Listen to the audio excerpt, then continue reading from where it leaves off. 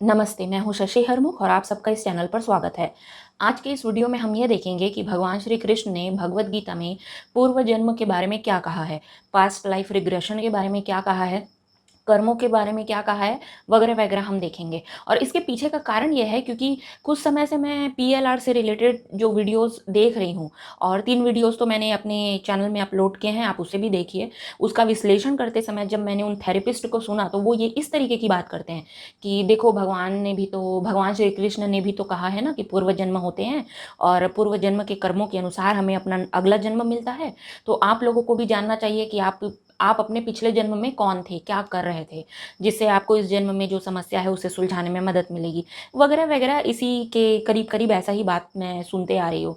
तो मेरे मन में एक प्रश्न आया कि अच्छा, भगवान श्री कृष्ण ने ऐसा कहा है क्या, पास्ट लाइफ रिग्रेशन के बारे में कुछ बोला है क्या? तो चलो हम उसी को देखते हैं। तो मैं भी देखूंगी और आप लोग भी देखना।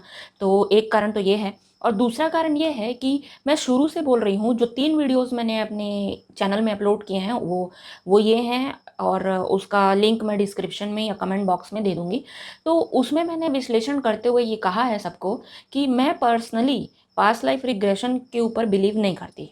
लेकिन विश्लेषण करने के लिए, चूँकि आप लोग मानते हो कि पास्ट लाइफ रिग्रेशन सही बात है, सच होता है, तो आप लोगों के मन की शांति के लिए मैंने विश्लेषण करते समय ये माना कि चलो ये स्टोरी सच है। और उन स्टोरीज़ को सच मान के मैंने उसका विश्लेषण किया है। और उसके बाद मैंने ये पाया कि अगर वो स्टोरी सही भी हो, जो भी पीएलआर से रिलेटेड स्टोरीज़ यूट्यूब में अपलोड करते हैं थेरेपिस्ट, तो अगर वो स्टोरी सही भी हो, तो भी एक मनुष्य को उसके जीवन में उससे कुछ खास फ़ायदा होने वाला नहीं है। तो ये सारी चीज़ें मैंने उन तीनों वीडियोज़ में बताई हैं, ठीक है? आप भी उनको देख लीजिए। और अब हम आज का वीडियो शुरू करते हैं कि भगवान श्री कृष्ण ने क्या कहा है भगवद गीता में, ठीक है? तो आज के वीडियो के लिए जो मैं जिस बुक से रेफ़रेंस लेके आई हूँ, वो ये वाला बुक है, आप देख लीजिए, है ना? ये है गीता प्रेस गोरखपुर का, है ना? साधक संजीवनी, श्रीमद् भगवत गीता साधक संजीवनी, ठीक है? ये बुक मुझे सबसे अच्छी लगती है। और इसके जो देखिए, इसके जो ट्रांसलेटर हैं ये हैं स्वामी राम सुखदास। इनका जो ट्रांसलेशन है ये मुझे बहुत पसंद है। ये देखिए कितनी मोटी बुक है ये, ठीक है? इस बुक को आप गीता प्रेस की जो ऑफिशियल वेबसाइट है ना, वहाँ से भी आप परचेस कर सकते हो। तो इसको लेकर पढ़िए। मैंने दूसरे ट्रांसलेटर की भी बुक पढ़ी है, मैंने इस्कॉन की भी बुक पढ़ी, हिंदी और इंग्लिश दोनों पढ़ी है। मुझे वो मेरा मन ख़राब हो गया उसको पढ़ के, मैं क्या बताऊँ। मुझे ऐसा लगता है कि उसमें जो श्लोक है वो और जो उसका ट्रांसलेशन हो रहा है वो, उन दोनों में काफ़ी फ़र्क आ रहा है, बहुत ज़्यादा अंतर आ रहा है। तो मैंने उसको छोड़ दिया। खैर, ये मेरे पास बहुत साल पहले का है, बहुत सालों से है मेरे पास। तो आप लोग भी ये वाला बुक ऑर्डर करिए, है ना? और पढ़ के देखिए, इसमें बहुत डिटेल में बताया गया है। एक एक वर्ड का जो है वो एकदम डीप मीनिंग बहुत डिटेल में समझाया गया है, ठीक है? तो आप इसको पढ़िए और शॉर्टकट के पीछे मत जाइए। शॉर्टकट भगवद गीता मत पढ़िए। वो जो भगवद गीता का सार 10 मिनट में, 13 मिनट में, 12 मिनट में ऐसा करके वीडियो बनता है, वो वीडियो के पीछे मत जाइए। मन करता है तो सुन लीजिए, लेकिन ऑथेंटिक ये वाला जो सोर्स है इससे पढ़िए, ठीक है? तो आपके लिए बहुत अच्छा रहेगा, है ना? और ये बुक मेरे पास पीडीएफ में भी है, तो मैं पीडीएफ से ही आपको बताऊंगी, है ना? ये है भगवद गीता अध्याय 13, श्लोक नंबर 21। इसमें क्या लिखा है? अच्छा, मैं संस्कृत वाला नहीं पढ़ूंगी, मैं इसके नीचे जो इसका मीनिंग लिखा है मैं वो सब पढ़ते जाऊंगी। और डिटेल में आप ना बुक लेकर पढ़िए, आपको बहुत अच्छे से समझ आएगा। क्योंकि जैसा उन्होंने ट्रांसलेटर जो है वहाँ पे स्वामी जी ने जैसा समझाया है वो एकदम एकदम अमेजिंग है। उतना अच्छा मैं नहीं समझा पाऊंगी, लेकिन हम इस वीडियो में ये देखने की कोशिश कर रहे हैं कि भगवद गीता का पीएलआर से क्या कनेक्शन है। ये मेरे दिमाग में बहुत खौल रहा था ये प्रश्न। तो मैंने जो फाइंड आउट किया, मैं सोच रही थी कि मैं आप लोगों को भी बताऊं, इसलिए मैं ये वीडियो लेकर आई हूँ, ठीक है? तो हम शुरू करते हैं भगवद गीता अध्याय 13 श्लोक नंबर 21 से। इसमें लिखा है, प्रकृति में स्थित पुरुष यानी कि जीव ही प्रकृतिजन्य गुणों का भोक्ता बनता है और गुणों का संग ही इसके ऊंच नीच योनियों में जन्म लेने का कारण बनता है। देखिए, अध्यात्म की भाषा में हम पुरुष और प्रकृति को, मतलब पुरुष और प्रकृति का मतलब क्या होगा? पुरुष मतलब कॉन्शियसनेस और प्रकृति मतलब बायोलॉजी, ठीक है? यहाँ पे मेल फीमेल वाला पुरुष नहीं है, तो आप इस बात को ध्यान में रखिएगा। आगे बढ़ने से पहले मैं आप लोगों को एक एग्जाम्पल बताना चाहती हूँ कि मैं इन सब चीज़ों को कैसे समझती हूँ, ठीक है? आप इमेजिन कीजिए एक छोटे से 4-5 साल के बच्चे को, एक लड़का जिसकी इच्छा है कि उसके लिए उसके मम्मी पापा एक छोटा सा खिलौना लेके आए, लाल रंग की कार, ठीक है? आप देखते हो ना बच्चे लोग कैसे होते हैं, अपने मम्मी पापा के कपड़े को खींच खींच के दुकान की तरफ लेके जाते हैं कि नहीं मुझे वही चाहिए, वही आइटम चाहिए, वही खिलौना चाहिए। नहीं मिलता है तो बच्चे वहीं पे ज़मीन में लोट लोट के रोने लगते हैं और समुद्र की तरह आंसू बहाते हैं। कितना रोते हैं छोटे छोटे बच्चे, कितनी धार बहती है उनकी आंसुओं की। कभी कभी ऐसा होता है कि वो खाना पीना भी छोड़ देते हैं, गुमसुम हो जाते हैं। और हम लोग भी है ना, ऐसे ही भगवान से जिद करते हैं अपनी इच्छाओं और कामनाओं के लिए। हम उनके सामने रोते हैं, गिड़गिड़ाते हैं, क्योंकि हम सब तो एक्चुअली में छोटे बच्चों की तरह ही हैं, बिहेव भी वैसे ही करते हैं। भगवान के सामने तो हम बिल्कुल वैसे ही हैं। तो आप लोग ये सोचिए कि आप लोगों के मन में अभी वर्तमान में जो भी इच्छाएं हैं, किसी के मन में गाड़ी का होगा, बंगले का होगा, धन संपत्ति का होगा, जमीन जायदाद का होगा, मनपसंद पति या पत्नी का होगा, संतान प्राप्ति का होगा, विदेश यात्रा का होगा या विदेश में नौकरी का होगा, एनीथिंग, कुछ भी इच्छा हो सकती है आपके मन में, ठीक है, जो आप पाना चाहते हो, जिसके लिए दिन रात तकलीफ झेल रहे हो। अब उस संबंध को आप उस छोटे से बच्चे और उसका उस खिलौने के प्रति जो संबंध है लाल कार से, उससे रिलेट करके देखिए कि मैं ऐसा इसलिए कर रही हूँ ताकि आपको समझ आए कि हमारी लाइफ कैसे जाती है और हमें क्या करना है और हमें क्या नहीं करना है। तो जो वो छोटा सा बच्चा रहता है ना, जब उसके पास वो खिलौना नहीं रहता, यानी कि आपके पास जब आपकी वो पर्टिकुलर इच्छा नहीं रहती है, तो आप उसके दुख में डूबे जाते हो। आप उसका दुख सहन नहीं कर पाते हो, असहनीय होता है। ये है दुख। आपको लगता है कि ये जो दुख है ये तभी जाएगा जब मेरे पास मेरी वो प्रिय वस्तु आ जाएगी या परिस्थिति या कोई व्यक्ति वो आ जाएगा, ठीक है। अब होता ये है कि कभी कभी माँ बाप तरस खा के आपको आपकी मनपसंद लाल रंग की कार वाला जो खिलौना है वो दे ही देते हैं। अब आपका पैर जो है जमीन में नहीं टिकता, आप इतने खुश होते हो कि वो लाल रंग की कार को आप एरोप्लेन बना के मतलब खेलते जाते हो, घूमते जाते हो, सोते हो तो भी उसे लेके सोते हो, खाना खा रहे हो तो भी उसे दोनों हाथों से खेल रहे हो, आपकी माँ आपको खिला रही है, मतलब वो छोटे बच्चे को खिला रही है। और आप कहीं दोस्त यार के घर भी जाते हो ना, तो आप उस खिलौने को लेके नहीं जाते कि कहीं वो गुम ना जाए, आपका दोस्त आपसे वो छीन ना ले, लेकिन आप वापस आके तुरंत सबसे पहले अपनी उस कार को ढूंढते हो कि कहाँ है और फिर से उससे खेलने लग जाते हो। आप सबकी आपके इच्छाओं के साथ भी कुछ ऐसा ही संबंध रहता है। जब तक वो मिलता नहीं है तब आप दुख में डूबे रहते हो, और जब मिलता है तब आप सातवें आसमान पर चढ़ जाते हो। उसके बाद धीरे से दूसरी परेशानियां आती है। जितना ज़्यादा सुख आप उसके रहने से फील करते हो ना, उतना ही ज़्यादा आप में डर आता है उसे खो देने का। आपके मन में डर आएगा कि कहीं ये जो मेरा सुख मिल रहा है इसमें कोई खलल ना पड़ जाए, कोई विघ्न आ जाए, कोई इसे मुझसे छीन ना ले, मेरी पत्नी मुझसे दूर ना हो जाए, मेरा पति मुझसे प्यार करना बंद ना कर दे, मेरे जमीन जायदाद को कोई छीन ना ले। इतना बड़ा घर जो आपने बना लिया, अब आपको चिंता रहती है कि कहीं उसमें चोर घुस के चोरी ना कर ले। इतना बड़ा कार है, आपको टेंशन रहती है कि कहीं ये एक्सीडेंट ना हो जाए, मेरे लाखों एक झटके में डूब जाएंगे। तो इस तरीके का जो डर है ना, ये उस आइटम के, उस वस्तु के खो जाने के कारण आपके मन में आने लगता है। अगेन, आपने क्या सोचा था कि उस वस्तु के प्राप्त होने के बाद आपको सुख मिलेगा, लेकिन नहीं, उस वस्तु के प्राप्त होने के बाद आप में डर आया, जो कि दुख लेके आता है, चिंता लेके आता है, ठीक है। डर नहीं आएगा तो दूसरी चीज आती है कि अरे मुझे इतना अच्छा फील हो रहा है इस वस्तु या व्यक्ति से कि मैं चाहता हूं कि ये कंटिन्यूसली मुझे ये मिलता ही रहे, कभी भी मुझे इसकी कमी महसूस ना हो। तो आप धन अगर आपके पास है तो आप और ज़्यादा धन संग्रह करोगे। पत्नी है तो आप इतना ज़्यादा ऐसे मैनिपुलेट करोगे कि वो आपके साथ एकदम बंध के रहे, कहीं जाए ही ना। पति के साथ भी आप सेम चीज़ करते हो कि बस वो बोलते हैं ना, एक पुरानी सी टुच्ची सी कहावत है, एक पल्लू में बांध के रखना। आप इस तरीके से बांध के रखते हो अपने पति को कि वो कहीं जाए ही ना, आज़ादी ही छीन लेते हो, ताकि आपका ये सुख हमेशा हमेशा बना रहे कि हाँ आपका पति आपको प्यार करता है, आपके साथ में बन के रहता है, ठीक है। तो ये जो संग्रह करने की जो प्रवृत्ति होती है ना, ये आती है आप में। अगेन, इसके पीछे क्या है, संग्रह करने के पीछे ये इच्छा कि मुझे मुझे बराबर ये सुख मिलता ही रहे, हमेशा मिलता रहे। और इसमें आप दौड़ा भागी में लग जाते हो। आप वो हैमस्टर व्हील जानते हो ना, हाँ हैमस्टर व्हील, आप हमेशा लगातार हैमस्टर व्हील में उस हैमस्टर की तरह दौड़ते ही रहते हो, दौड़ते ही रहते हो, कभी भी आप शांति नहीं पाते। अगर आपका वो आइटम छीन जाए, व्यक्ति या वस्तु या परिस्थिति अगर आपसे वो छीन जाए, वो लाल रंग की कार अगर बच्चे से छीन जाए, तो वो उसके दुख में तो पागल होगा ही होगा, तब भी दुखी है। ऐसा तो नहीं बोलते आप लोग कि अरे वो चीज़ मेरे से छीन गई, अरे अच्छा हुआ, चलो बहुत परेशान था मैं उसकी वजह से, चलो गया, अच्छा किया, चलो भगवान ने ले लिया, बढ़िया हुआ, मुझे शांति मिली। ऐसा कितने लोग बोल पाते हैं? रेयर। लेकिन उस वस्तु के छीनने पे आप जो है ना दुखी ही होगे। आप कभी ये नहीं बोलोगे चलो भगवान मेरा परेशानी आप ले लिए, नहीं, आप ऐसा नहीं बोलते हो। खैर, तो आप जब ये समझते हो ना कि ये वस्तु मुझे सुख देगी, वो कभी भी आपको सुख नहीं देती है। इसलिए अध्यात्म की भाषा में सांसारिक जो भी चीज़ है उसको नश्वर बोलते हैं। मतलब वो आएगी और जाएगी, वो आएगी और जाएगी, उसका जन्म होगा और वो नष्ट हो जाएगा, कुछ भी परमानेंट नहीं है। और ये जितनी भी चीज़ें आपके मन से उठ रही है ना, ये सब आपकी इच्छाओं के कारण उठ रही हैं। ये सब मन की लहरें हैं। जैसे समुद्र में लहरें आती हैं ना, वैसे ही आपके मन में भावनाओं की लहरें आती हैं। ठीक है।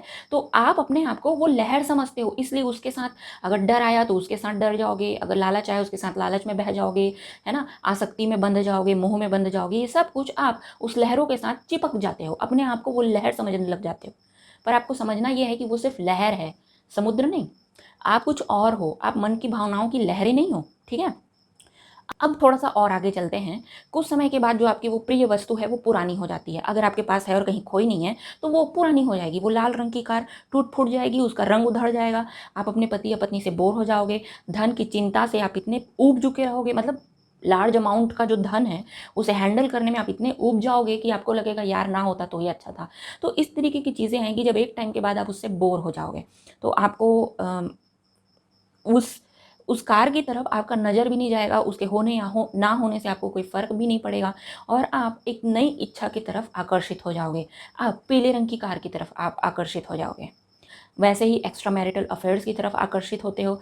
अगर 2 रूम का घर है तो 5 रूम के घर की तरफ आकर्षित होगे। तो इस तरीके से ये क्रिया हमेशा चलती रहती है। आपने अपने आप को उस चीज़ से या उस चीज़ से मिलने वाले सुख से इतना बांध दिया है कि आप उससे अपने आप को छुड़ा नहीं पाते हो। लेकिन अब यहीं पे आपको समझने की चीज़ है कि अगर आपको उस लाल रंग की कार से वास्तविक में प्रेम होता, सच में प्यार होता, तो आप कभी उससे बोर नहीं होते, ठीक है।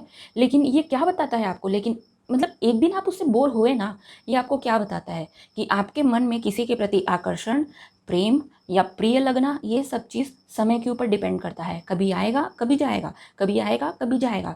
जिस चीज़ के लिए मैं इतना पागल हुए जा रहा हूँ, जिसके लिए मुझे लगता है कि मैं इसके बिना जिंदा नहीं रह सकता, ये चीज़ अगर नहीं मिली तो मैं फांसी लगा लूँगा, इस तरीके का जो आपका व्यवहार रहता है ना, उस समय ऐसा लगता है कि बस यही चीज़ जो है ये मेरे लिए सबसे ज़्यादा इंपॉर्टेंट है और कुछ भी जीवन में मायने नहीं रखता।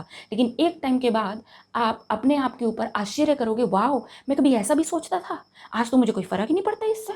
तो ये स्थिति भी आप ही के अंदर की है।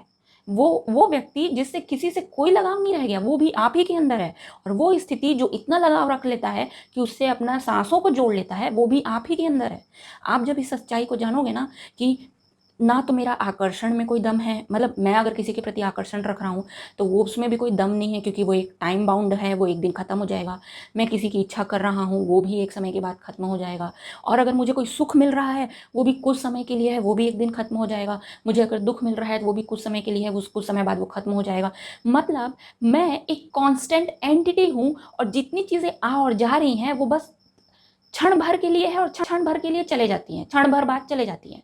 मतलब कुछ भी परमानेंट नहीं है, सिर्फ मैं बैठ के जो ये सब देख रहा हूँ, मैं परमानेंट हूँ। ये भावनाएं, ये लहरें, ये परमानेंट नहीं है, इनका कोई अस्तित्व नहीं है। कोई चीज़ जैसे पानी में बुलबुला उठता है ना, वो टिकता कितने देर है, नहीं टिकता। तो वो बुलबुले को आप पानी की तरह स्थायी तो नहीं मानेंगे ना। बस वैसे ही है, सारी चीज़ें अपने मन, आपके मन से जो उठ रही हैं वो सब बुलबुला हैं, और आप पानी हो, आप समुद्र हो, आप लहर नहीं हो, बुलबुला नहीं हो, आप समुद्र हो, ठीक है। अब आप थोड़ा सा और आगे चलते हैं। जब इन वस्तुओं की असलियत आपको समझ में आती है, व्यक्तियों की असलियत समझ में आती है कि कोई व्यक्ति आपसे प्रेम इसलिए कर रहा है, या आप किसी और से इसलिए प्रेम कर रहे हैं क्योंकि आपको उस व्यक्ति से प्रेम नहीं है, उस व्यक्ति से मिलने वाले सुख से प्रेम है, ठीक है। तो जब आप इन सब चीज़ों का असलियत आप समझ लेते हो ना, तो आपको समझ में आता है कि ये जो मन है, इसकी इच्छाएं अगर पूरी हो गई तो भी, और अगर इच्छा पूरी नहीं हुई तो भी, ये अपना व्यक्तित्व नहीं छोड़ता, ये अपना आदत नहीं छोड़ता। और इसका आदत क्या है? हमेशा भागते रहना, हमेशा दुखी रहना, हमेशा और चाहिए और चाहिए और चाहिए, इस ख्याल में पागल होते रहना। तो आपको कभी शांति नहीं मिलती, पल पल आप भागते रहते हो। छोटी चीज़ से लेके बड़ी से बड़ी चीज़ के पीछे आप भागते रहोगे। छोटी सी चीज़ जैसे, अरे यार आज ऑफिस में मेरे को चाय नहीं मिली, इतनी छोटी छोटी चीज़ में भी आप चिढ़ जाओगे। तो ये सारी चीज़ें जो है ना, ये कुल मिला के आपके मन को हमेशा के लिए तड़पा तड़पा के रखती है, बांध के रखती है। आप बस इससे मुक्त हो जाइए। आप बस समझिए कि बस इतना ही समझना ज़रूरी है कि ये आपको कैसे नचाती है, बस इतना बस आप समझ जाओगे ना, तो इसके बंधन से आप आज़ाद हो जाओगे, ठीक है। अब इस बात को ध्यान में रखते हुए मैं यहाँ पे एक और चीज़ बताती हूँ। तो क्या इच्छा ही नहीं करना चाहिए? नहीं, ऐसा बिल्कुल नहीं है। आप बिल्कुल इच्छा कर सकते हो। आप इच्छा कर सकते हो कि मुझे इस चक्कर से बाहर आना है। आप इच्छा कर सकते हो कि मुझे भगवत प्राप्ति करनी है। आप ये इच्छा कर सकते हो कि मुझे धरती के कल्याण के लिए कुछ करना है, आप कुछ भी इच्छा कर सकते हो, बस वो इच्छा आपके पर्सनल अपने स्वार्थ से नहीं जुड़ी होनी चाहिए, क्योंकि आप अपने स्वार्थ से जोड़ोगे तो सिर्फ एक व्यक्ति को खुश करोगे, अपने अहंकार को। और अगर आप पूरी दुनिया के लिए कुछ करते हो तो ये आपके लिए निस्वार्थ हो जाएगा, तो ये निस्वार्थ कर्म होगा, निष्काम कर्म होगा, तो ये आपको भगवत प्राप्ति की तरफ आगे लेकर जाएगा। तो क्या आप इच्छा नहीं कर सकते? कर सकते हैं। आप धन भी रख सकते हैं, आप धन कमाने की इच्छा भी रख सकते हैं, आप घर बनाने की इच्छा भी रख सकते हैं, मनपसंद पति पत्नी संतान उत्पत्ति सारी और सभी चीज़ों की इच्छाएं कर सकते हैं। बस उस इच्छा से अपने आप को जोड़ के मत रखिए, अटैच करके मत रखिए। अगर और ऐसा कहने से मेरा मतलब ये है कि अगर वो इच्छा पूरी नहीं हो रही है तो दुख में मत जाइए, और अगर वो इच्छा पूरी हो गई तो आसमान में उड़ने मत लग जाइए, आसक्ति में मत जाइए, संग्रह मत करिए, ठीक है, मोह से मत बंधिए। तो इन सब चीज़ों की भावनाओं से मत बंधिए, उन वस्तुओं से। बाकी आप किसी भी चीज़ की इच्छा कर सकते हो, यहाँ तक कि आप क्रोध भी कर सकते हो। क्रोध क्यों कर सकते हो? क्योंकि अन्याय के खिलाफ क्रोध करना आपका कर्तव्य हो जाता है, ठीक है। तो ये चीज़ भी सात्विक, कोई भी गुण जो है ना, कोई भी गुण बुरा या अच्छा नहीं होता। आप प्रयोग क्या कर रहे हो इसके ऊपर डिपेंड करेगा, ठीक है। अब मैं आगे श्लोक में आती हूँ। आई होप अब श्लोक शायद इजी पड़ेगा। ये जितनी चीज़ें मैंने आपको बताई ये मैं जैसे समझी हूँ, जैसे मैं अपने गुरु से समझी हूँ, उनके इशारों से समझी हूँ, वैसा मैंने आपको बताया है, ठीक है। अब आगे यहाँ पे भगवत गीता के हिसाब से मैं बता रही हूँ। यह है अध्याय 13 श्लोक नंबर 21, ठीक है। प्रकृति में स्थित पुरुष ही प्रकृतिजन्य गुणों का भोक्ता बनता है और गुणों का संग उसके ऊंच नीच योनियों में जन्म लेने का कारण बनता है, ठीक है। सारी भावनाओं को आप भोग रहे हो तो भोक्ता मत बनिए, क्योंकि वही कारण बनता है आपके विभिन्न प्रकार के योनियों में जन्म लेने का। यहाँ पे जन्म लेने से अर्थ जो है सिर्फ शारीरिक जन्म की बात नहीं हो रही है, मानसिक जन्म और मरण की भी बात हो रही है। जब जब आप दुख में रहते हो तब तक वो आपका मानसिक मरण है, और जब जब आप सुख में जाते हो तो आप एकदम अलाइव फील करते हो, जन्म हुआ आपका। और जब जब आप दुख में गिरते हो तो वो आपके लिए मृत्यु के समान कष्टदायी होता है। तो ये मानसिक ऊपर और नीचे उतार चढ़ाव को भी प्रदर्शित कर रहा है। तो आप जब तक इस जीवन में हो, सांस ले रहे हो, तो आप चाहोगे ना कि मैं इस दुख में ना गिरूं, मैं हमेशा सुखी रहूं। और सुख भी आपको बांधता है, तो आपके लिए बेस्ट है कि आप सुख और दुख दोनों को किनारे करके परम आनंद में हमेशा हमेशा के लिए सात्विकता में, सत्यता में स्थापित हो जाएं। ये आपके लिए बेस्ट है। फिर परिस्थितियाँ और लहरें आती जाती रहेंगी और आप मस्त मगन आराम से बैठे रहो से मेरा मतलब है संसार के मजे लो, ठीक है। तो ये जो है यहाँ पे ये वाला जो मैं एक बार और पढ़ देती हूँ, ऊंच नीच योनियों में जन्म लेने का कारण बनता है, ठीक है। आगे नेक्स्ट है श्लोक नंबर 22। शरीर के साथ संबंध रखने से उपदृष्टा, उसके साथ मिलकर सम्मति अनुमति देने से अनुमंता, अपने को उसका भरण पोषण करने वाला मानने से भरता, उसके संग से सुख दुख भोगने से भोगता, और अपने को उसका स्वामी मानने से महेश्वर बन जाता है। परंतु स्वरूप से यह पुरुष परमात्मा इस नाम से कहा जाता है। यह इस देह में रहता हुआ भी देह से परे सर्वथा संबंध रहित ही है। इसका मतलब ये हुआ कि ये जो आप हो ना, ये परमात्मा आपके हृदय में जो वास करते हैं, ये इन सुख दुख का भोग नहीं करते हैं, ये उससे अलग हैं। आप जब समझ जाओगे ना कि ये मेरे मन में जो लहरें हैं यही उत्पन्न होती हैं मेरे मन में, और यही सुख का अनुभव कराती है, यही दुख का अनुभव कराती है, ये तो एक्सटर्नल थिंग है। जैसे ये मेरा शरीर है, इसमें जो कपड़े हैं ये कपड़ों की तरह ही मेरी भावनाएं हैं, ये आती जाती रहती है। और ये जो मेरा शरीर है ये परमात्मा है, इसमें कपड़े चिपके हुए नहीं हैं, शरीर से जुड़े हुए नहीं हैं कपड़े, मतलब इस परमात्मा से भावनाएं जुड़ी हुई नहीं है। जैसे ही आप ये चीज़ समझ जाते हो ना, आप एबल हो जाते हो, आप इस योग्य हो जाते हो कि आप दृष्टा बन के अपने ही मन को देख पाओ, उसकी चालाकियों को देख पाओ, ठीक है। इस एक एक वर्ड का डिटेल में जो डिस्क्रिप्शन है, जो एक्सप्लेनेशन है, वो इस बुक में दिया हुआ है। मैं हाईली रिकमेंड कर रही हूँ, एक एक वर्ड का एकदम लंबा लंबा एक्सप्लेनेशन इसमें दिया हुआ है। आप एकदम फुर्सत में इसको पढ़िए, है ना, तुरंत ऑर्डर कीजिए और अच्छे से टाइम निकाल के पढ़िए, ठीक है। नेक्स्ट श्लोक नंबर 23, अध्याय 13। इस प्रकार पुरुष को और गुणों के सहित प्रकृति को जो मनुष्य अलग अलग जानता है, वह सब तरह का बर्ताव करता हुआ भी फिर जन्म नहीं लेता। देखिए सेम चीज़ हो गई ना, जो ये चीज़ जान लिया ना कि मैं अलग हूँ और मेरी भावनाएं अलग हैं, वो किसी भी प्रकार के भावनाओं के उठने के बाद भी बंधन में नहीं बनता है। यहाँ पे क्या लिखा है? सब तरह का बर्ताव करता हुआ फिर भी जन्म नहीं लेता। मतलब आपका क्रोध आया तो, या आप में लालच आया तो आप सोचोगे लालच बुरी बात है, लेकिन मैं ऐसा देखती हूँ ना कि अगर जैसे मेरे मन में ये लालच है कि काश मेरी बातें ज़्यादा से ज़्यादा लोगों तक पहुँचे, तो उसके पीछे का कारण क्या है? क्योंकि मैं बताना चाहती हूँ कि शिव सत्य है, मैं बताना चाहती हूँ कि ईश्वर सत्य है, और वहाँ तक सिर्फ साधना के द्वारा पहुँचा जा सकता है। मैं आपको नहीं दिखा सकती, मैं शिव को देखी हूँ पर मैं आपको नहीं दिखा सकती। तो मेरा उद्देश्य ये है, तो मेरे मन में ये लालच रहता है कि मेरे सब्सक्राइबर बढ़ें, मेरा वीडियो ज़्यादा से ज़्यादा लोगों तक पहुँचे वगैरह वगैरह। तो जो भी बर्ताव आप कर रहे हो ना, ये आपका परमार्थ के लिए हो जाता है, निष्काम हो जाता है। जो व्यक्ति ये जान लेता है कि ये लहरें अलग है भावनाओं की और मैं अलग हूँ, मेरे हृदय में वास करने वाले परमात्मा, जिसको आप कॉन्शियसनेस कहते हो, जिसको आप ब्रह्म कहते हो, है ना, जिसको शिव भी कहते हो, कृष्ण, आप जो चाहे वो कह लो, पर ब्रह्म कह लो, है ना, वो अलग है और ये भावनाएं अलग हैं। ठीक है, नेक्स्ट श्लोक नंबर 24। कई मनुष्य ध्यान योग के द्वारा, कई सांख्य योग के द्वारा और कई कर्म योग के द्वारा अपने आप से अपने आप में परमात्मा तत्व का अनुभव करते हैं। एग्जैक्टली कई सारे मार्ग हैं जिससे आप इस परमात्मा तत्व तक पहुंच सकते हो, बहुत सारे अध्यात्म के मार्ग हैं, लेकिन ये पूर्व जन्म की कथा बिल्कुल भी मार्ग नहीं हो सकता। क्योंकि पूर्व जन्म की कथा जब आप सुनते हो ना अपने, तो उससे आप बंधन मुक्त नहीं होते हो। आपको एक इन्फॉर्मेशन मिलती है कि हाँ, पूर्व जन्म में आप ये थे, ऐसा था वैसा था, और आपको लगेगा कि हाँ, मेरे को बहुत वैल्यूएबल इन्फॉर्मेशन मिली है, तो अब मैं उसको अपने इस जीवन में अप्लाई करूँगा। लेकिन वो लगता है बाहर से कि हाँ, मेरे को हेल्प हो रहा है, पर नहीं होता, क्योंकि आप पूर्व जन्म की यात्रा करने से पहले जिस प्रकार के थॉट पैटर्न में थे वो, और उसके बाद भी जिस प्रकार के थॉट पैटर्न में हो वो, उसमें कुछ ज़्यादा फर्क होता नहीं है। आप अपने बंधनों से मुक्त कैसे होंगे? आपको साधना करनी पड़ेगी, आपको तपस्या करनी पड़ेगी। ठीक है, आपको अपने मन में झांकना पड़ेगा। और होता क्या है ना, पूर्व जन्म का जो पास्ट लाइफ रिग्रेशन जो है, ये आपको उससे और बांध देता है, आपको उससे और आसक्त कर देता है, आपको उसमें हुक्ड कर देता है। आप रियलिटी और फैंटेसी के बीच में फ़र्क नहीं कर पाते हो। इसीलिए ना मैं बहुत अपोज करती हूँ कि आप अध्यात्म में ना बहुत ज़्यादा फैंटेसी वर्ल्ड में मत घूमा करिए। इतना ज़्यादा घूमेंगे, जितना ज़्यादा आप रंगीन सपनों के पीछे जाएंगे, चटपटे अनुभवों के पीछे जाएंगे, लोगों के रंगीन और रसीले अनुभवों को सुनेंगे, तो आपको ना फ़र्क करना मुश्किल हो जाएगा कि सच क्या है और छलावा क्या है। आप बहुत ज़्यादा उसमें सपनों की दुनिया में जिया मत कीजिए, आप यथार्थ में रहने की कोशिश करिए। पूर्व जन्म की कहानियों से ना आपको थोड़ा इन्फॉर्मेशन मिल जाएगा, हो सकता है आपको पता चल जाए, हाँ भैया फलाने फलाने व्यक्ति थे पूर्व जन्म में, और इस जन्म में इस वजह से आपके साथ में ये हो रहा है। बट अल्टीमेटली आपको ना तो साधना के प्रति आप प्रेरित होगे, ना तपस्या के प्रति आप प्रेरित होगे, ना तो आपको आपके बंधनों से मुक्ति मिलेगी, ना ईश्वर के प्रति भक्ति आप में जागेगी, ना आप परमात्मा तत्व तक पहुंचोगे।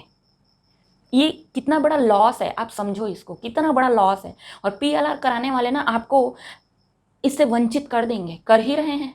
ठीक है, तो पीएलआर कराने वाले तो खुद इस बात से वंचित हो गए हैं और आपको भी करना है। खैर आगे बढ़ते हैं। श्लोक नंबर, अच्छा अब ये अध्याय 14 है, श्लोक नंबर 5। हे महाबाहो, यहाँ पे भगवान श्री कृष्ण अर्जुन को समझा रहे हैं। प्रकृति से उत्पन्न होने वाले सत्व, रज और तम, ये तीनों गुण अविनाशी देही जीवात्मा को देह में बांध देते हैं। ठीक है, अच्छा मैं आगे बढ़ने से पहले आपको इसका एक वो बता देती हूँ। देखिए, ये मैंने एक फ्लो चार्ट बनाया है। सबसे निचले दर्जे का जो गुण है ये है तमोगुण, ये अज्ञान से पैदा होता है। दूसरा रजोगुण, ये कर्म से उत्पन्न होता है। और पहला है सत्वगुण, जो ज्ञान से उत्पन्न होता है। हम आगे बहुत डिटेल में इसको जानेंगे, हम आगे श्लोक में देखेंगे, यहाँ पे मैं शॉर्टकट में बता देती हूँ। सत्वगुण जो है ना, ज्ञानी व्यक्ति, जो व्यक्ति ज्ञान बहुत ज़्यादा ज्ञानी है उसके साथ में रहता है ये सत्वगुण। ठीक है, इसमें दो प्रकार के सत्वगुण होते हैं, शुद्ध सत्व और मलिन सत्व। अब सत्वगुण कैसे होते हैं? जैसे तीर्थ करना, दान पुण्य करना, पूजा पाठ करना, ध्यान करना, है ना, परमार्थ के कार्य करना, समाज की सेवा का कार्य करना, वगैरह वगैरह चीज़ें सत्व गुण में आ जाती हैं। अब ये सत्व गुण में भी दो प्रकार के होते हैं, पहला शुद्ध सत्व, दूसरा मलिन सत्व। शुद्ध सत्व मतलब जब आप कोई चीज़ निष्काम भावना से करते हो, परमात्मा प्राप्ति के लिए, ईश्वर प्राप्ति के लिए। मलिन सत्व क्या होता है? जब आप कोई सत्व कार्य जो है, सत्व गुण जो है, अपने सुख के लिए, अपने सम्मान के लिए करते हो। जैसे मैं इतना ज़्यादा दान करूँगा तो मेरा नाम होगा, मैं इतना ज़्यादा पुण्य करूँगा तो मेरे भाग्य में बहुत ज़्यादा पुण्य होंगे और मैं स्वर्ग प्राप्ति करूँगा। और सनातन धर्म में स्वर्ग प्राप्ति को लक्ष्य नहीं माना गया है ना। स्वर्ग प्राप्ति के सुख से अपने आप को छुड़ाइए, मतलब उसके मोह से अपने आप को छुड़ाइए, और परमात्मा की प्राप्ति को हाईएस्ट गोल कहा गया है। तो क्योंकि स्वर्ग में आप जितना पुण्य कमाओगे ना, उसका एक टाइम रहेगा, जो आप स्वर्ग में अगर आप चले भी गए तो उतने टाइम तक आपको वहाँ पे सुख भोगने को मिलेगा। उसके बाद स्वर्ग में भी आप कर्म करोगे, जैसे स्वर्ग में भी तो अप्सराएं होती है ना, सुख होते हैं ना, कितने सारे सुख रहेंगे। आप उसके सुख में अगर बंध गए तो आपका वो टाइम खत्म हो जाए, स्वर्ग में सुख भोगने का टाइम खत्म होने के बाद आप फिर से मृत्यु लोक में यानी मनुष्य लोक में जन्म ले लोगे। तो सनातन धर्म में स्वर्ग प्राप्ति को हाईएस्ट गोल नहीं कहा गया है। उसके मोह से अपने आप को छुड़ाइए और परमात्मा की प्राप्ति में लगिए, है ना। तो मलिन सत्व वो होते हैं जो स्वर्ग प्राप्ति की इच्छा के लिए, सम्मान के लिए, या ऊंचे कुल में जब मेरा दूसरा जन्म होगा, नेक्स्ट जन्म होगा तो मैं अच्छे घर में जन्म लूंगा, इस प्रकार की इच्छा के कारण किए जाते हैं। ठीक है। रजोगुण क्या है? कर्म से उत्पन्न तृष्णा, आसक्ति। तृष्णा मतलब कोई चीज़ मुझे मिल गई है तो वो बस मिलती ही रहे, बार बार मिलती रहे, उसका फ्लो बना ही रहे। आसक्ति, किसी से अपने आप को जोड़ लेना। लोभ मतलब लालच से इंस्पायर होकर आप काम कर रहे हो। राग, किसी कार्य को करने में आपको बहुत मजा आ रहा है, वो आपको सुख दे रहा है, पर उसमें ज्ञान व्यान नहीं है, वो बस आपके देह या आपके मन के सुख के लिए है। प्रियता और संग्रह, इकट्ठा करने की इच्छा। ठीक है। तीसरा हो जाता है तमोगुण, या अज्ञान से उत्पन्न होता है। इसमें ना अज्ञान मतलब एक व्यक्ति को पता ही नहीं है कि करने लायक क्या काम है और ना करने लायक क्या काम है। ठीक है। करने लायक कार्य को ना करना आलस्य की वजह से, और ना करने लायक कार्य को करते रहना क्योंकि ज्ञान नहीं है आपको कि उसको करना नहीं है। ठीक है। आपको यहाँ पे कर्तव्य और अकर्तव्य के बीच में फ़र्क नहीं पता चलता, और आप इतने आलसी होते हो ना, निद्रा, आलस, आपका शरीर हमेशा भारी रहेगा कि आप एक्टिव भी नहीं हो पाते कि कम से कम तमोगुण से रजोगुण में तो आ सको। तो इसमें आने लायक भी आप एक्टिव नहीं होते, तो फिर इसमें कहाँ से आओगे बताइए। तो ये जो है ना, ये पूरा डीप स्लीप की तरह है, सोने के जैसा है। आप बस सोए हो, बस और कुछ नहीं कर रहे हो। और ये जो है ना, आप बस काम कर रहे हो और कुछ नहीं कर रहे हो। और ये वाला जो है, इसको मैंने आपको पहले बता दिया। ठीक है। अब हम आगे श्लोक में पढ़ते हैं। आई होप आपको थोड़ा ईजी पड़ेगा। तो नेक्स्ट श्लोक नंबर 6 है, हे पाप रहित अर्जुन, उन गुणों में सत्व गुण निर्मल स्वच्छ होने के कारण प्रकाशक और निर्विकार है। वह सुख की आसक्ति से और ज्ञान की आसक्ति से देही को बांधता है। ठीक है। सुख की आसक्ति मैंने बताया कि मुझे पुण्य प्राप्ति चाहिए, और ज्ञान की आसक्ति मतलब अगर आप परमात्मा की भक्ति में भी लगे हुए हो ना, तो आपको ना एकदम परम शांति का अनुभव होता है। तो आप में उस सुख की इच्छा आ जाती है कि मुझे ये परम शांति का अनुभव हमेशा होता रहे। तो इस सुख में भी आप बंध जाते हो। इवन परमात्मा प्राप्ति के राह में भी आप उसमें भी सुख में बंध जाते हो। तो आपको उस सुख से भी अपने आप को छुड़ाना है, क्योंकि वो सुख भी आपको बांध देगा कर्मों से। हम ये सब कर्म कैसे बांधते हैं आपको, ये सब इसलिए जान रहे हैं ताकि हमको समझ आ सके कि हम PLR जब कराने जाते हैं तो वो जो बोल रहे हैं ना थेरेपिस्ट, उनकी बातों का मतलब क्या है, मैं ये जानना चाहती हूँ। और साथ में मैं आपको ये भी बताना चाहती हूँ कि वो भगवत गीता और श्री कृष्ण से PLR को रिलेट क्यों करते हैं। ठीक है। अब हम आगे जाते हैं, आगे हमको इसका आंसर मिलेगा। श्लोक नंबर 7, हे कुंती नंदन, तृष्णा और आसक्ति को पैदा करने वाले रजोगुण को तुम राग स्वरूप समझो। वह कर्मों की आसक्ति से देही को बांधता है। ठीक है, अभी मैंने बताया। नेक्स्ट श्लोक नंबर 8, और हे भरतवंशी अर्जुन, संपूर्ण देहधारियों को मोहित करने वाले तमोगुण को तुम अज्ञान से उत्पन्न होने वाला समझो। ये वाला बात हो गया। वह प्रमाद, आलस्य और निद्रा के द्वारा देह के साथ अपना संबंध मानने वालों को बांधता है। मतलब मुझे शरीर का सुख चाहिए, इसमें वासना भी आ जाता है कि मुझे बस सोते रहना है, मुझे शरीर को सुख पहुंचाने वाले कार्य करने हैं, बस ये तमोगुण में आता है। ठीक है। नेक्स्ट श्लोक नंबर 9, हे भरत वंशोद्धव अर्जुन, सत्वगुण सुख में और रजोगुण कर्म में लगाकर मनुष्य पर विजय करता है। मतलब सत्वगुण वाले व्यक्ति होते हुए भी आपको क्या बोल रहा है, सुख जो है वो बांध देगा, बंधन में डाल देगा। और रजोगुण वाले व्यक्ति अगर आप हो तो आपको कर्म जो है वो बांध देगा। परंतु तमोगुण ज्ञान को ढककर एवं प्रमाद में लगाकर मनुष्य पर विजय प्राप्त करता है। मतलब तमोगुण वाला व्यक्ति अपने शरीर के कंट्रोल में रहता है। ठीक है। नेक्स्ट श्लोक नंबर 10, हे भरत वंशोद्धव अर्जुन, रजोगुण और तमोगुण को दबाकर सत्वगुण बढ़ता है। रजोगुण और तमोगुण को बढ़ाकर ऐसा करती हूँ मैं, ऐसे है ना, ये क्या है, रजोगुण और तमोगुण को दबाकर सत्वगुण बढ़ता है। सत्वगुण और तमोगुण को दबाकर रजोगुण बढ़ता है। मतलब ज्ञान भी दब गया, ज्ञान भी दब गया। अब आप सिर्फ अपनी इच्छा के लिए, लोभ के लिए कार्य कर रहे हो। ठीक है। मतलब आप आलसी नहीं हो, आप एक्टिव हो, लेकिन ज्ञान नहीं है तो आप अज्ञान में रहकर अपना एक्टिव, मतलब बहुत एक्टिव हो, मतलब कर्म कर रहे हो ज्ञानता में आकर। ठीक है। रजोगुण बढ़ता है। वैसे ही सत्व और रजोगुण को दबाकर तमोगुण बढ़ता है। सत्व और रजो को बढ़ाकर, मतलब ज्ञान भी नहीं है, अज्ञान भी नहीं है, बस आलस है, तमोगुण बढ़ता है। ठीक है। नेक्स्ट वाला है श्लोक नंबर 11, जब इस मनुष्य शरीर में सब इंद्रियों और अंतःकरण में प्रकाश और विवेक प्रकट हो जाता है, तब यह जानना चाहिए कि सत्वगुण बढ़ा हुआ है। ठीक है। नेक्स्ट, हे भरतवंश में श्रेष्ठ अर्जुन, रजोगुण के बढ़ने पर लोभ प्रवृत्ति कर्मों का आरंभ, ये अशांति, स्पृहा, ये वृत्तियां पैदा होती हैं। ठीक है। हे कुरुनंदन, तमोगुण के बढ़ने पर अप्रकाश, अप्रवृत्ति मतलब काम वाम ना करने की इच्छा, प्रमाद और मोह, ये वृत्तियां भी पैदा होती हैं। ठीक है। नेक्स्ट श्लोक नंबर 14। जिस समय सत्व गुण बढ़ा हो उस समय यदि देहधारी मनुष्य मर जाता है तो वह उत्तम वेत्ताओं के निर्मल लोकों में जाता है। ठीक है। मतलब हायर लोक में, आप स्वर्ग लोक में जाओगे, या फिर अगर स्वर्ग में नहीं जा रहे हो, मनुष्य का ही जीवन आपने फिर से पाया, तो आप मनुष्य में भी बहुत ऊंचे घराने में पैदा हो गए। ठीक है। ओम मतलब सुख संपत्ति के साथ पैदा हो गए। ठीक है। उसके आगे है नेक्स्ट श्लोक नंबर 15। रजोगुण के बढ़ने पर, मतलब ये वाला, रजोगुण के बढ़ने पर मरने वाला प्राणी कर्म संगी मनुष्य योनि में जन्म लेता है। ठीक है। तथा तमोगुण के बढ़ने पर मरने वाला व्यक्ति मूढ़ योनियों में जन्म लेता है। मूढ़ योनि मतलब हो जाता है पेड़ पौधे, पशु पक्षी, कीट पतंग। लेकिन अगर आप मनुष्य योनि में भी जन्म लिए हो तो आप बहुत मूढ़ वाले प्राणी बनोगे, मतलब जिसका बुद्धि काम नहीं करता, या एकदम दबे कुचले व्यक्तित्व वाला व्यक्ति, है ना। नेक्स्ट श्लोक नंबर 16। शुभ कर्म का तो सात्विक निर्मल फल कहा है, राजस कर्म का फल दुख कहा है। देखिए, शुभ कर्म का सात्विक निर्मल फल है। ठीक है।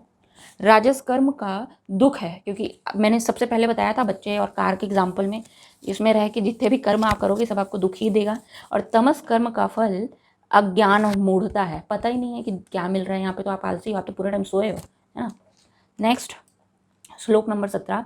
सत्व गुण से ज्ञान, ठीक है, रजोगुण से लोभ आदि उत्पन्न होते हैं, तमोगुण से प्रमाद, मोह एवं अज्ञान भी उत्पन्न होते हैं। ठीक है। नेक्स्ट है श्लोक नंबर 18। सत्व गुण में स्थित मनुष्य ऊर्ध्व लोकों में जाते हैं, रजोगुण में स्थित मनुष्य मृत्यु लोक में जन्म लेते हैं, और निंदनीय तमोगुण की वृत्ति में स्थित तामस मनुष्य अधोगति में जाते हैं। आप लोग जब PLR कराने जाते हो ना, तो आप क्या सोचते हो कि फलाना फलाना प्रॉब्लम है मेरे लाइफ में और मुझे इसका उत्तर चाहिए। अब उसका उत्तर ढूंढने के लिए आप पिछले जन्म में जाते हो। और PLR थेरेपिस्ट भी है ना, वो आपको क्या बोलते हैं, हो सकता है कि एक सेशन में आपको अपने पिछले जन्म के बारे में पता न चले, तो आपको 3-4 सेशन और कराने होंगे। तो आप समझ रहे हो ये कितना चक्र चलते जाता है, आपकी इच्छाओं का अंत ही नहीं होता कि मुझे ये भी जानना है, मुझे वो भी जानना है। यहाँ पे कृष्ण बता रहे हैं क्या ये काफ़ी नहीं है?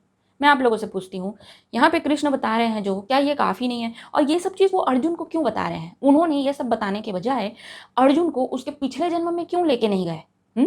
और एक और चीज़ मैं बताती हूँ, महाभारत में एक प्रसंग ये भी आता है कि श्री कृष्ण अर्जुन को उसके पिछले जन्म में लेके गए थे। गीता का ज्ञान जब अर्जुन को दे रहे थे, तो कृष्ण अर्जुन को ये बताते हैं कि अर्जुन, ये तुम्हारा पहला जन्म नहीं है, बहुत सारे जन्म तुम्हारे पहले हो चुके हैं। पूर्व जन्म में तुम और मैं भाई थे, नर और नारायण नाम के भाई थे। हम तपस्या कर रहे थे एक पर्वत में, है ना, ऐसा कुछ कहानी है, मुझे एकदम एग्जैक्टली याद नहीं है, आप लोग इसको चेक करिएगा। लेकिन श्री कृष्ण बताते हैं अर्जुन को कि पूर्व में हम दोनों के बहुत सारे जन्म हो चुके हैं, मुझे सब चीज़ याद है पर तुम्हें याद नहीं है ना। तो पूर्व में तुम और मैं भाई थे, हम दोनों का नाम नर और नारायण था। ठीक है। हम दोनों बहुत बड़े तपस्वी थे, वगैरह वगैरह बताते हैं। और नर नारायण नाम के आज भी एक पहाड़ है, मेरे ख्याल से उत्तराखंड में है, आप लोग चेक करिएगा, मेरे को करेक्ट नहीं मालूम, मेरे ख्याल से उत्तराखंड में नर और नारायण नाम के पहाड़ है, जहाँ पे ये मान्यता है कि नर और नारायण आज भी वहाँ पर तपस्या कर रहे हैं। ठीक है। जहाँ मैं रहती हूँ, मेरे एरिया में भी नर और नारायण का मंदिर है। तो मेरा पॉइंट ये है कि भगवान श्री कृष्ण ने अर्जुन को बताया था कि पिछले जन्म में वो कौन थे। उन्होंने द्रौपदी को भी बताया था कि पिछले जन्म में तुमने शिव जी से 5 गुणों वाले पतियों की अभिलाषा की थी, वरदान मांगा था। तो वो सारे 5 गुण एक पुरुष में तो हो नहीं सकते थे, इसलिए 5 अलग अलग गुणों वाले मनुष्यों के साथ में, पुरुषों के साथ में तुम्हारा विवाह इस जन्म में हुआ है।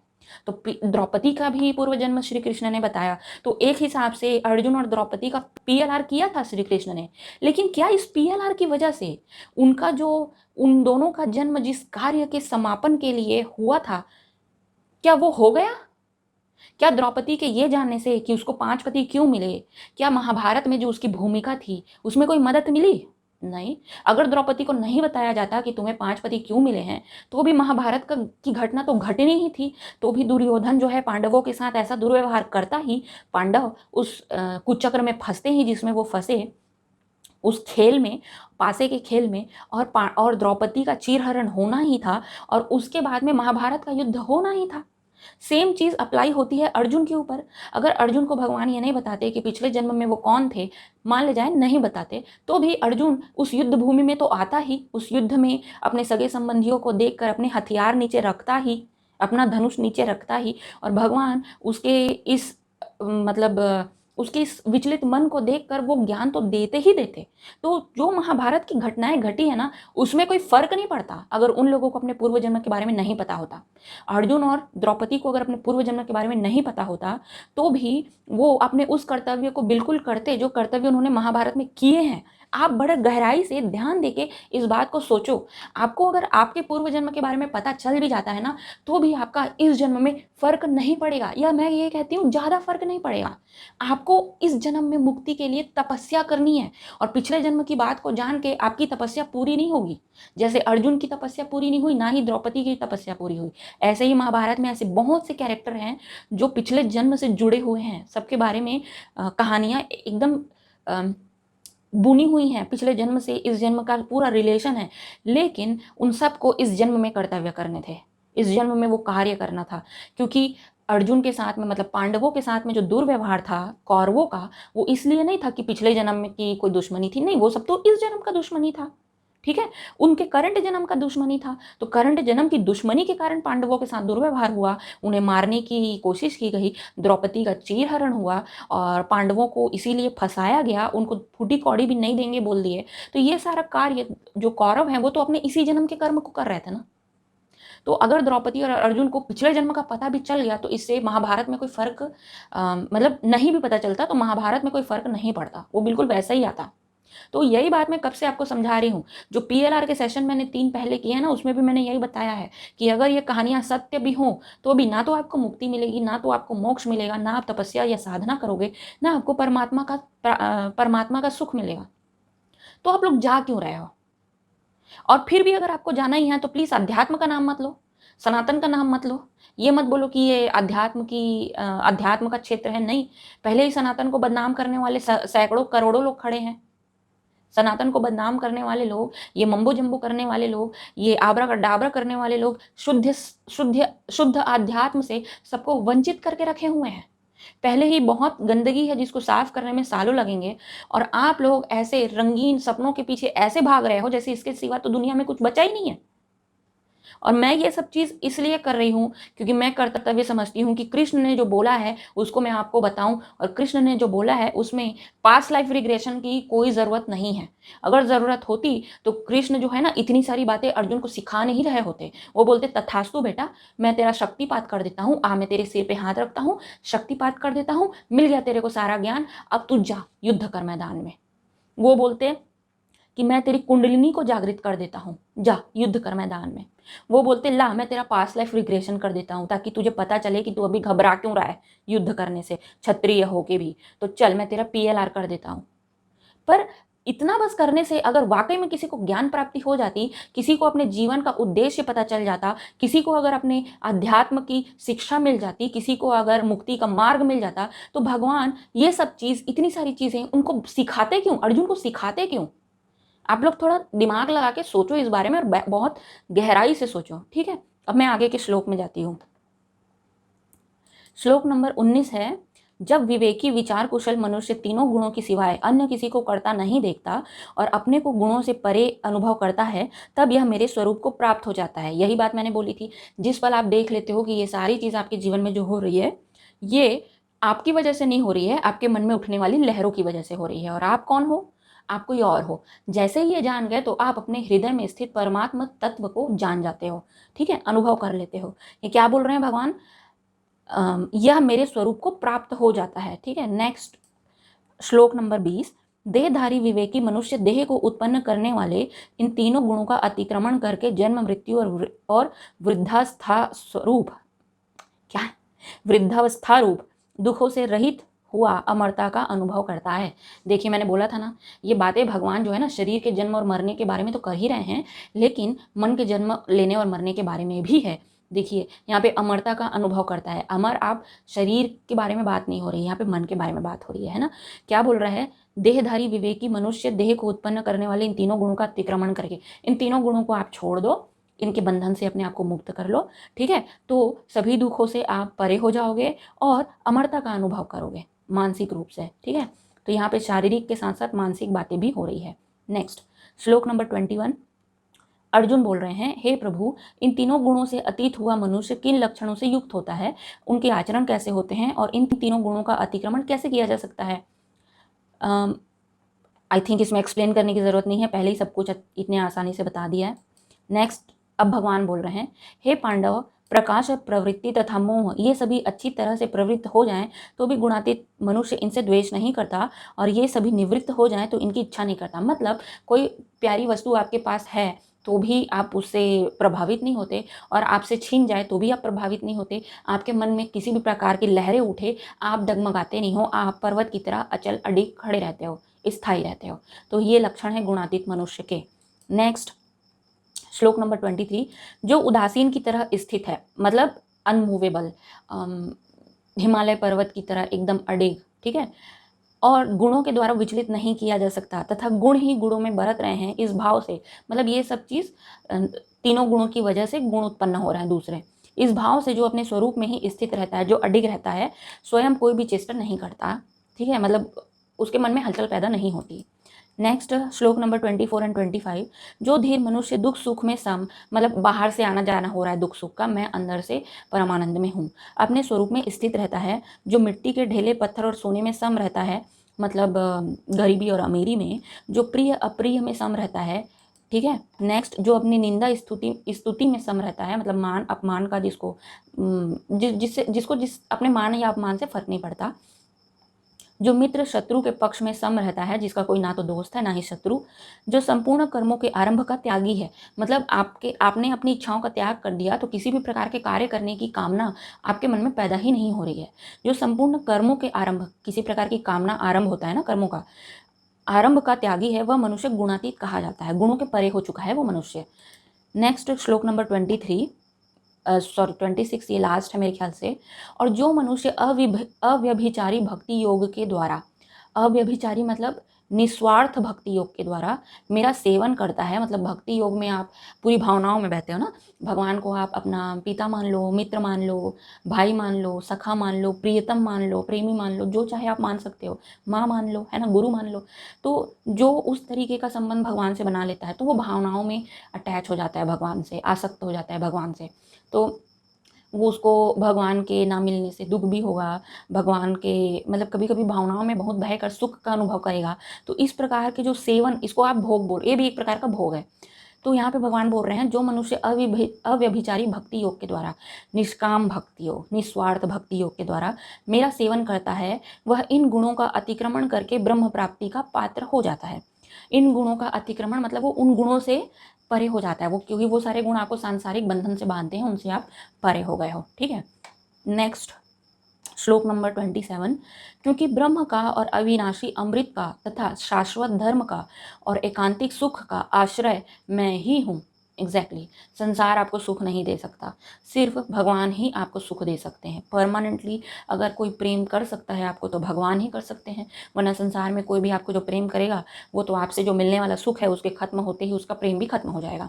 तो आई थिंक यही लास्ट श्लोक था, ठीक है। तो इस पूरे वीडियो का उद्देश्य जो था, मैं ये जानना चाहती थी और साथ में आपको ये बताना चाहती थी कि PLR का और भगवद गीता का क्या संबंध है। तो मैं इस नतीजे पे पहुंची हूँ कि इसका कोई संबंध नहीं है। भगवद गीता में बहुत सुंदर बात बोली गई है, हाँ भाई आपका पूर्व जन्म होता है, मनुष्यों का होता है, मनुष्यों का कर्म आधारित जन्म होता है, बिल्कुल सही है, वो अलग अलग योनियों में जन्म लेते हैं, यस ये भी सही है।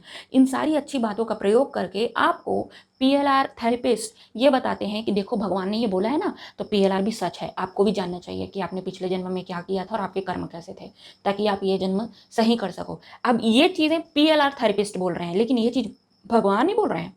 भगवान क्या बोल रहे हैं कि पिछले जन्म के कर्मों को सुधारने के लिए आप गुणातीत हो जाइए।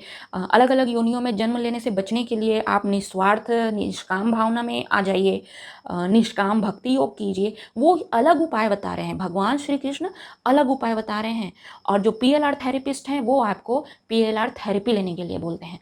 मुझे शुरू से PLR थेरेपिस्ट और ये जो भी चक ढकोसला है ये बिल्कुल भी सही नहीं लगता। मैं पूरी तरीके से फर्जी ही बोल रही हूँ इसको, लेकिन आप लोगों को इस पे बहुत ज़्यादा बिलीव है, इसलिए मेरे मानने पे मत जाइए। आप लोग अपने हिसाब से इंक्वायरी कीजिए और अपने बुद्धि का प्रयोग कीजिए कि आपको इस पे विश्वास करना चाहिए या नहीं।